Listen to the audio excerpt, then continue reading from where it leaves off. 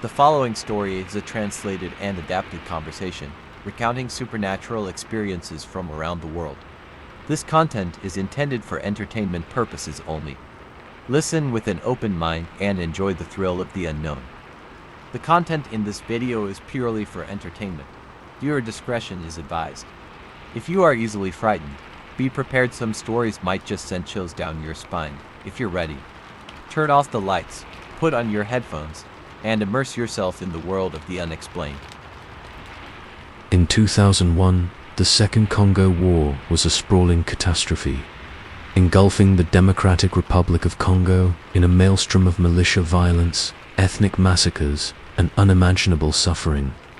The jungles near the Rwanda border, a hotbed of rebel activity, were a no-man's land of ambushes and mass graves. Into this perilous wilderness stepped Amara Ndaya, a 32-year-old Senegalese freelance journalist writing for a Kinshasa-based magazine, Afrique Verte. Known for her fearless dispatches from Africa's conflict zones, Amara had a talent for uncovering stories the world ignored. Her words a beacon for the forgotten. Amara's drive wasn't just journalistic zeal. Growing up in Dakar, she'd lost her older brother to a rebel attack during Senegal's Casamance conflict. The grief shaped her, fueling a need to expose the human cost of war and give voice to its victims. The Congo was her boldest assignment yet, to shadow a rebel group in the Rwandan border jungles, documenting their operations and the war's toll on local communities. Armed with a notebook, a digital recorder, and a battered Pentax camera, Amara ventured into the jungle, ignoring warnings that the forest was a grave for the living. The journey to the Congo's eastern frontier was a descent into chaos. Amara flew into Goma, a city scarred by war and volcanic ash, where the air was thick with humidity and the stench of decay. She joined a small team, a local guide named Joseph, a wiry Congolese man with deep knowledge of the jungle, and a photographer named Patrice, a Rwandan expatriate with a haunted gaze. Their mission was to trek into the jungle, meet a splinter faction of the Rally for Congolese Democracy, RCD, and report on their activities. The rebels were elusive, their camps hidden in the dense forest, and the journey was fraught with danger, militias, landmines, and the jungle itself. Joseph secured passage with a group of porters, their machetes hacking through the undergrowth. The jungle loomed ahead, a wall of green so thick it swallowed light and sound. The air was heavy, the heat oppressive, and the forest's silence was broken only by the buzz of insects and the occasional scream of a monkey. Joseph warned Amara to stay close. "This forest is alive," he said, his voice low. "It remembers the blood spilled here." Amara nodded, scribbling the quote, but his words stirred a unease she couldn't shake. The team set out at dawn, their boots sinking into the muddy earth. The jungle was a labyrinth of vines, roots, and shadows, its canopy blotting out the sun.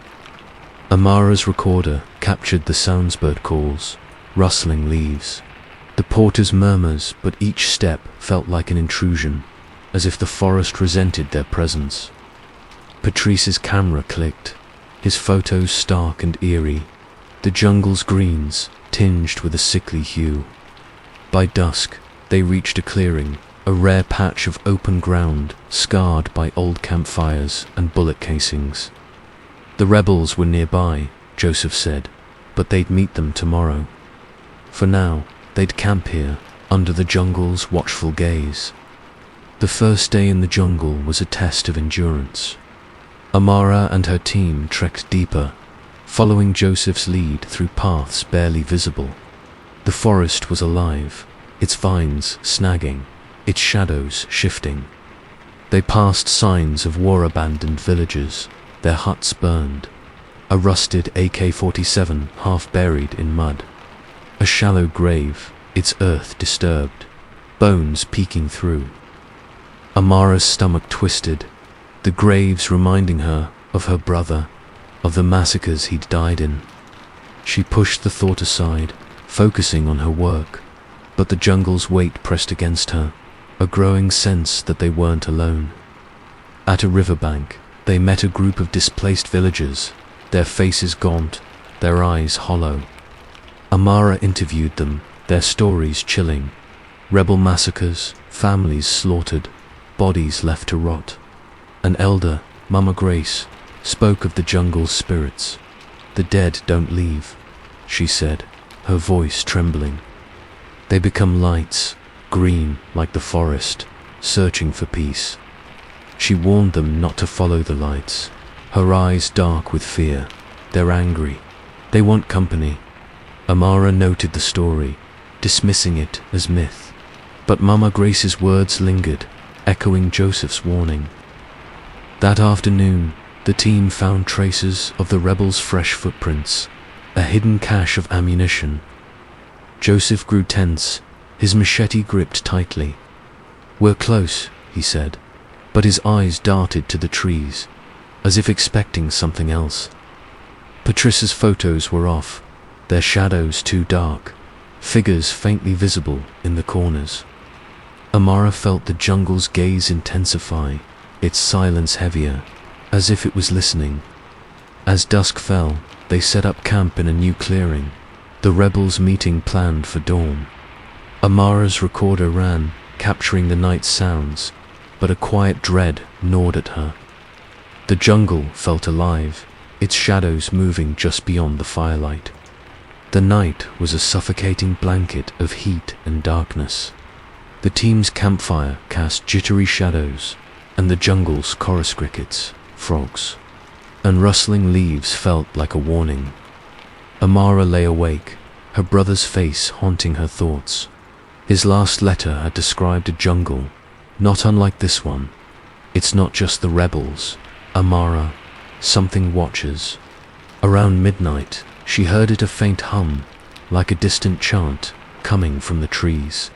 She sat up, straining to listen, but the sound vanished, swallowed by the night. Then she saw it a small, green light, no bigger than a firefly, floating among the trees.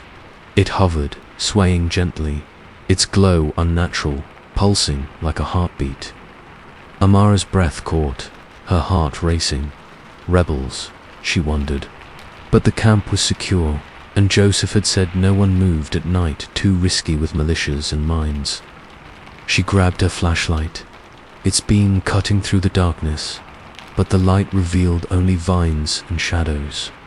The hum returned, closer, a low guttural sound that wasn't human, something ancient, primal. Amara woke Joseph, who froze when he saw the light. "Mizimo Yamasito," he whispered, his voice trembling. "Forest spirit. Don't look at them, don't follow." He clutched a charm around his neck, his eyes wide. Amara checked her recorder, which was running. The hum was faint but audible, a chorus of voices overlapping in a language she couldn't place. Her skin prickled, a sense of being watched pressing against her. She thought of Mama Grace's warning, of the dead becoming lights. Just the jungle, she told herself, but her voice shook. She lay back, eyes fixed on the canopy, the light's glow lingering in her vision. The next morning, the team met the rebels, a ragtag group of RCD fighters, their faces hardened by war. Amara interviewed their leader, a man named Kabila, his eyes cold as he described their fight against rival militias. Her recorder captured his words, but her mind was on the light, its glow still vivid. Patricia's photos were strange blurred edges, green streaks in the corners, as if the camera was seeing something they couldn't. Joseph was quieter, his charm gripped tightly, his eyes scanning the trees. As they trekked back to camp, the jungle felt different, denser, darker, as if it was closing in. The air was thicker, the heat more oppressive, and the forest silence was broken by faint hums, like whispers in the leaves. Amara noticed the lights again, now multiple, floating at the edge of her vision, always out of reach. They moved with purpose, weaving through the trees, keeping pace with the team.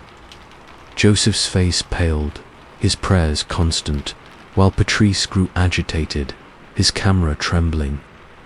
Amara's dread grew, the light's presence a constant weight, as if they were being hunted.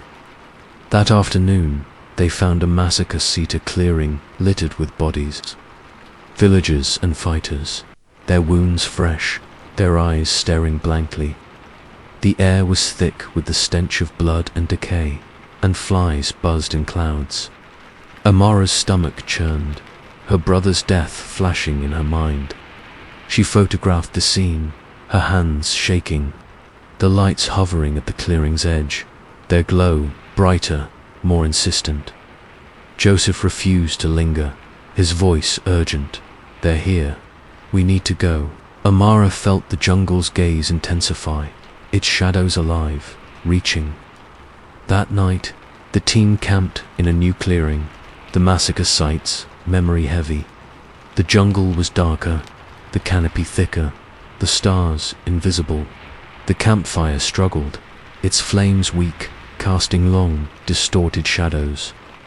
Amara set up her gear, her recorder running, her camera ready, but the lights were closer now, circling the camp, their green glow pulsing like eyes.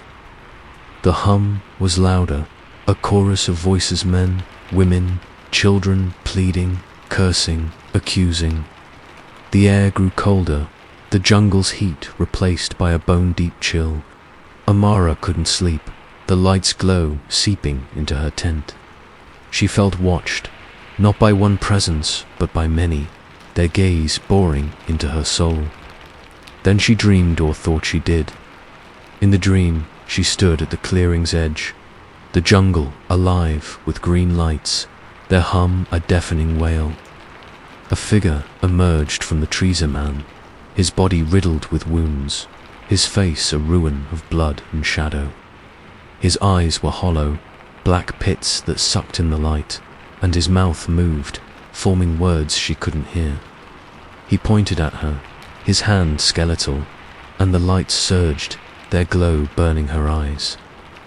The vision shifted, massacres unfolded, villages burned, bodies piled in the jungle, their screams joining the wail. Amara saw her brother, his face among the dead, his voice accusing, "Why didn't you save me?" The figure stepped closer, his presence a weight that crushed her resolve. The lights closed in, their hum a demand. Join us in voices that weren't human, but a blend of pain and rage. Amara's chest tightened, guilt and fear colliding. Her body paralyzed by a terror she'd never known. Not in Sierra Leone, not in Sudan, not anywhere. She woke screaming, her tent soaked with sweat, the lights still circling outside. Joseph was awake, his charm clutched, his face pale. "They want you," he whispered, his voice trembling. Patrice was shaking, his camera clutched like a shield. The wail grew louder, the lights tightening their circle, their glow pulsing faster. Amara's recorder captured the sound, but when she checked it, the tape was corrupted, filled with static and faint, distorted screams. Her camera showed one photo, a blurry image of the clearing, the figure's hollow eyes staring from the trees, surrounded by green orbs. The team broke camp, fleeing in the dark, the lights following, their hum a relentless pursuit. Amara felt hands cold, skeletal grazing her skin, tugging at her clothes. The jungle seemed to shift, the trees bending inward, the ground softening like a grave. She saw the figure again, gliding at the edge of her vision, his hollow eyes unblinking. Joseph led them to a river, his prayers a desperate chant, and the lights stopped at the water's edge, their glow fading. But the wail lingered, echoing in Amara's skull, a sound that seemed to come from inside her. Dawn broke, pale and sickly, the jungle's heat returning with a vengeance. The team reached a village, exhausted, their faces pale, their eyes avoiding Amara's. Joseph arranged transport to Goma, the mission abandoned. Amara checked her recorder, but the tapes were blank, the whale erased. Her camera held one photo from the night the figure, his hollow eyes staring, the lights pulsing around him. She deleted it, her hands trembling, but the image was seared into her mind, a wound that wouldn't heal. As they drove away, the jungle loomed in the rearview mirror, its canopy a dark, living thing. Amara heard the hum one last time, faint but clear, coming from behind. She didn't look back, afraid of what she'd see. In Goma, a flight evaded them to Kinshasa, the team silent, their faces a blur. Joseph, dropping her at the airport, noticed her pallor. "You saw them," he said, not a question. Amara nodded, unable to speak. "They never leave," he murmured, echoing Mama Grace's warning. Back in Dhaka, Amara tried to move on. She wrote her article, a stark account of the Congo's jungles, but omitted the lights and the figure. The words felt hollow, inadequate against the horror she'd seen. The jungle clung to her, a shadow that darkened her days. She couldn't sleep without hearing the wail, couldn't walk alone without feeling those hollow eyes. Her dreams were haunted by the figure, by the lights, by her brother's face, accusing her of failure. Amara stopped taking conflict assignments, her passion for journalism dimmed by the weight of the Congo.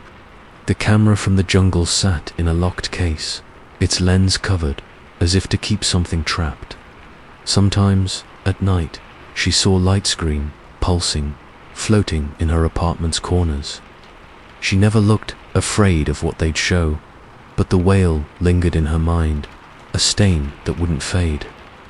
A year later, a colleague found a single print from Amara's Congo trip, slipped into a folder of unrelated photos. It showed the clearing, empty except for a faint green orb in the trees, its edges blurred like a scream frozen in time. Beside it, in the dirt, was a footprint bare, small, leading nowhere. Amara burned the print, her hands trembling, but the glow lingered, a reminder that some jungles never let go. In November 2001, Afghanistan was a land of chaos. Its rugged terrain a battleground for US-led forces hunting Taliban and Al-Qaeda fighters in the wake of 9/11s. Kandahar, a dusty stronghold in the south, was a focal point of the war, its mountains riddled with caves that served as hideouts for insurgents. Into this perilous landscape stepped Samir Khan, a 34-year-old Pakistani-British journalist working for the Times of London, known for his empathetic dispatches from conflict zones. Samir had covered the Balkans and Kashmir, his reports blending stark detail with the human cost of war. Samir's drive wasn't just professional ambition. Born in Karachi, he'd grown up hearing his father's stories of displacement during the Soviet-Afghan War in the 1980s, when their family fled to Pakistan to escape the violence. The tales of lost neighbors killed, homes burned shaped Samir, fueling a need to humanize conflicts for Western readers, to bridge the gap between distant wars and those who read about them. Kandahar was his boldest assignment yet, to embed with us Marines and document their hunt for Taliban fighters, capturing the war's toll on soldiers and civilians alike.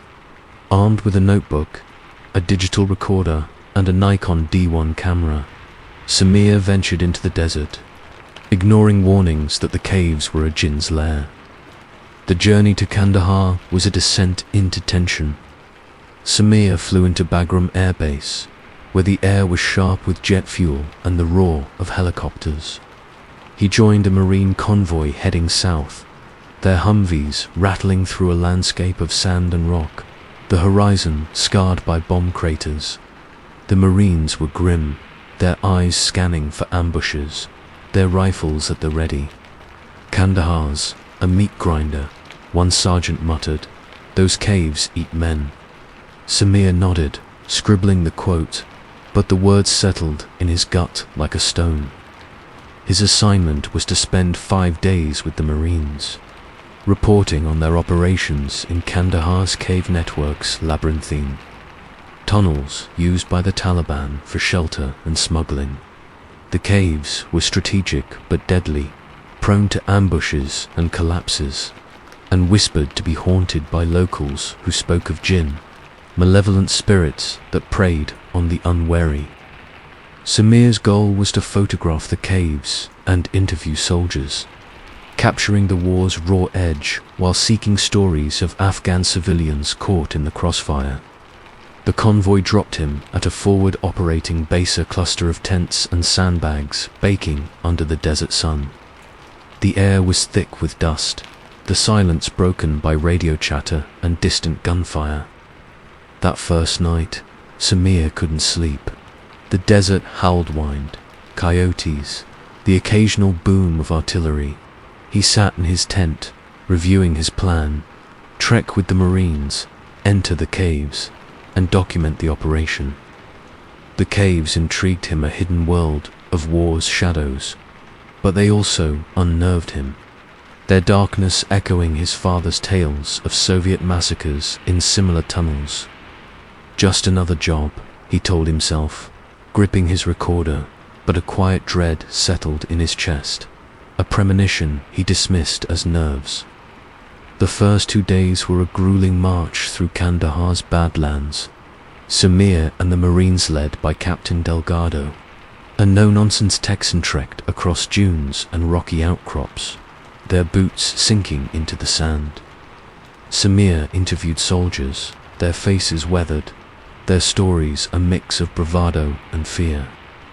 He photographed the landscape: crumbling villages, burned-out trucks, a child's shoe half buried in the dirt. Each image felt heavy, a reminder of his father's stories, of families like his own torn apart by war. His recorder captured the sounds: whined boots, the occasional crack of sniper fire, but the desert's silence was heavier, as if it was listening. On the second day, the unit reached a village near the cave network, a cluster of mud huts abandoned by its residents. An elderly Afghan man, Rahim, lingered, his eyes hollow. He warned Samir about the caves, speaking in halting Pashto through a translator. The jinn lived there, he said, clutching a prayer bead. They're angry soldiers, civilians, all trapped in the dark. He described whispers heard at night, figures seen in the caves' mouths. Don't go in, he urged. Samir nodded politely, dismissing it as superstition, but Rahim's words clung to him, stirring unease. The Marines scoffed, but their laughter was forced, their eyes darting to the mountains. That afternoon, the unit prepared to enter the caves, their flashlights and rifles ready. Samir's camera was loaded, his recorder running, but the desert felt different, colder, heavier, as if it was watching. The cave entrance loomed, a jagged maw in the mountainside, its darkness swallowing the sunlight. Samir felt a pang of fear, a memory of his father's voice. The caves hide more than men. He pushed it aside, focusing on his work. But the unease grew, a sense that the desert was holding its breath. The cave was a suffocating maze, its walls rough and slick with unseen moisture. The air was thick with dust and the stench of decaying supplies, or something worse. Samir followed the Marines, his flashlight cutting through the gloom, his camera clicking as he captured the tunnel's stark reality. Graffiti scrawled in Arabic, bullet casings, a discarded Taliban flag. The silence was oppressive, broken only by the Marines' boots and their muffled curses. The walls seemed to pulse, the air growing colder the deeper they went, as if the cave was alive. Captain Delgado led the way, his flashlight sweeping for traps. Samir interviewed a young Private Martinez, who admitted to hearing weird shit in the cave's whisper's footsteps. "Like someone's following us," he said, his voice low. Samir's recorder was running, but when he checked it, the tape captured faint whispers in Pashto. Unintelligible but urgent, though the cave was silent. His skin prickled, a sense of being watched pressing against him. He thought of Rahim's warning, of the jinn, and felt a chill, his heart quickening. The cave branched, its tunnels twisting into darkness. Samir's flashlight flickered, its beam weakening, and the air grew heavier, the stench sharper, like blood. He photographed a narrow passage, but his camera's display showed smudged vague, human-like shapes that vanished when he looked up. He tried to rationalize it a glitch, dust on the lens, but the whispers returned, now a soft chant coming from the walls. The Marines pressed on, oblivious, but Samir felt the cave's gaze intensify, its darkness alive, its shadows shifting just beyond his beam. Deep in the cave, Samir heard it, a child's laughter, high and unnatural, echoing from a side tunnel. His breath caught, his flashlight swinging, but the beam revealed only rock and shadow. "Martinez," he called, but the Marines were ahead, their voices distant. The laughter came again, closer, a giggle that wasn't joyful but mocking, laced with pain. Samir's pulse raced, his recorder running, capturing the sound, but when he checked it, the tape was distorted, the laughter layered with screams. He raised his camera, snapping photos blindly, hoping to capture something. The laughter stopped, replaced by a low, guttural moan, like someone choking on blood. Samir's flashlight flickered, the air plunging to freezing, his breath fogging. He reviewed his camera's shots, and his stomach twisted. In one photo, a blurred figure stood in the tunnel, a boy, no older than 10. His face scarred by shrapnel, his eyes hollow pits that seemed to swallow the light. The boy's form was faint, fraying like smoke, but his presence was unmistakable, a weight that chilled Samir's blood. He showed Delgado, who frowned, seeing nothing in the photo. "Heat's getting to you," he said, but his voice was tense. The Marines moved on, but Samir felt watched, the boy's hollow eyes lingering in his mind. The moan returned, now a chorus. Voices in Pashto, men, women, children pleading, cursing, accusing. The cave's walls seemed to close in, the shadows sharper, as if forming shapes. Samir thought of his father's stories, of families buried in caves, and felt a surge of guilt, a fear that he'd trespassed into a grave. Samir pressed deeper, driven by a mix of fear and compulsion. The cave twisted, its tunnels narrowing, the air icy, almost solid. His flashlight flickered, its beam dimming as the temperature plummeted. His teeth chattered, his fingers numb. The moan became a wail, a piercing cry that echoed through the cave, shaking the walls. Samir's mind flooded with images: Taliban fighters ambushed, villagers bombed, children crushed in collapses. The visions weren't his, but they felt real, as if the cave was forcing him to see its pain. He raised his camera, snapping photos, but the wail grew louder, a chorus of the dead soldiers, civilians, all screaming in Pashto, "You ignored us." Then he saw him, the boy from the photo, standing at the tunnel's end, his form faint, translucent, clad in a tattered shalwar, kameez soaked with blood. His face was a ruin, one cheek torn away, his hollow eyes locked on Samir. The wail came from him, a sound that wasn't just grief but rage, a demand for witness that pierced Samir's soul. Samir's legs buckled and he fell, his camera slipping from his grip. The boy's hollow eyes bored into him, and he felt a jolt, as if his soul was being peeled open, his guilt for his family's survival, his failure to tell their stories, his own safety while others died. The wail became a scream, a cacophony of voices, fighters, mothers, children accusing him. You left us to die. The cave darkened, the shadows curling around Samir, their edges sharp like claws. His flashlight died, plunging him into near darkness. The boys formed the only light, a sickly glow that burned his eyes. More figures appeared, faint, flickering shapes in the corners, soldiers and civilians, their bodies mangled, their mouths open in silent wails. They moved closer, their hands reaching, cold and skeletal, clawing at Samir's skin, whispering his name in passion. The cave pulsed, its walls rippling like flesh, the ground softening as if to swallow him.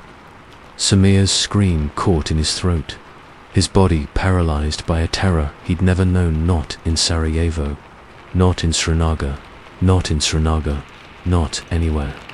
The boy glided forward, his hollow eyes inches from Samir's, his scream a knife in Samir's skull, demanding, "Stay with us."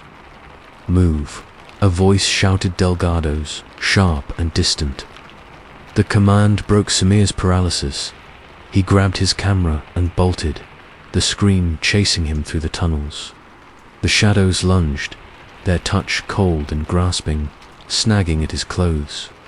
The walls seemed to close in, the cave shrinking, the air suffocating. He stumbled into the Marines, their faces pale, their flashlights flickering. The scream was deafening, the earth trembling as if the cave was collapsing. They burst through the entrance, collapsing in the desert, the scream fading, but the silence was heavy, alive, watching. Dawn broke over Kandahar, pale and harsh, the desert's heat returning with a vengeance. The Marines sat in stunned silence, their eyes avoiding Samir's. Delgado ordered an immediate retreat to the base, the mission abandoned. Samir checked his camera, but the photos were corrupted streaks of grey, shadowy figures in every frame, and one clear image. The boy, his hollow eyes staring, his scarred face twisted in a scream, surrounded by faint glowing orbs. He deleted it, his hands trembling, but the image was seared into his mind, a wound that wouldn't heal. As they drove back, the mountains loomed in the rearview mirror, the cave's mouth a dark scar. Samir heard the laughter one last time, faint but clear, coming from behind. He didn't look back, afraid of what he'd see. At the base, a chopper revaced them to Bagram, the Marines silent, their faces a blur. Martinez, dropping Samir at the airfield, noticed his pallor. "You heard it," he said, not a question. Samir nodded, unable to speak. "It doesn't leave," Martinez murmured, echoing Rahim's warning. Back in London, Samir tried to move on. He filed a brief dispatch with the Times, describing Kandahar's caves, but omitting the boy. The words felt hollow, inadequate against the horror he'd seen.